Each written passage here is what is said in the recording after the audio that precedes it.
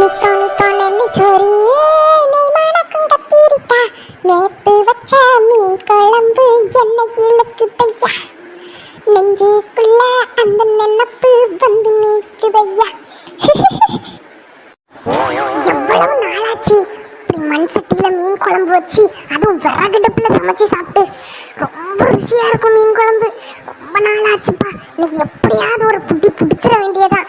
யாரும் வாரதுக்கு முன்ன சாப்பிட்றணும். எட்டி சகுந்தலா, எங்கேயோ நல்ல மீன் குழம்பு வாசனை எடுக்கு பத்தியா? நல்ல மணக்குது டீ. எங்கன்னுதான் தெரியல பத்துக்க. ஆமா டீ, நல்ல மணக்கு கேட்டியா?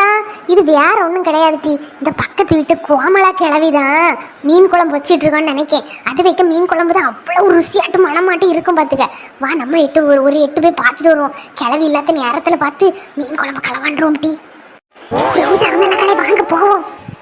பாத்தியாடி, நான் சொன்னேன் அந்த கோமலா கிளவிதான் மீன் குழம்பு வச்சிட்டு இருக்குன்னு. பாத்தியா, மண்சட்டியில வேற வச்சிருக்கு டீ. ரொம்ப ருசியா இருக்கும்னு நினைக்கேன். கிளவி உள்ள போற கேப்ல சட்டியோடு தூக்கிடுவோம் என்ன?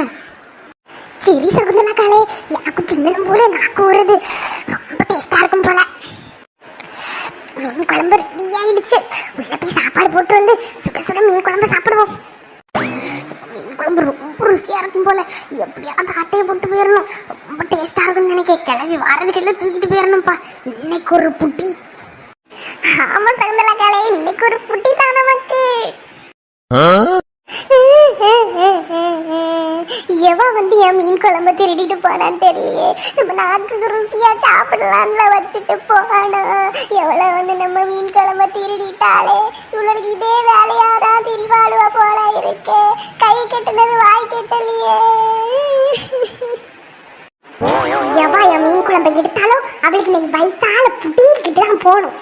என்னைக்கு இதே ஒரு சோழியை வச்சுட்டு திரியாளுவேன். வீட்டு உள்ள குழம்பு வச்சு திங்கிறதுக்கு வக்கு இல்லாம என் மீன் குழம்பு ஒரு களவாண்டுட்டு போனவங்களுக்கு இன்னைக்கு வயிற்று புட்டிங்கிட்டு தான் போகணும். வயிற்ற புடுங்கிட்டு போனாலும் நமக்கு கை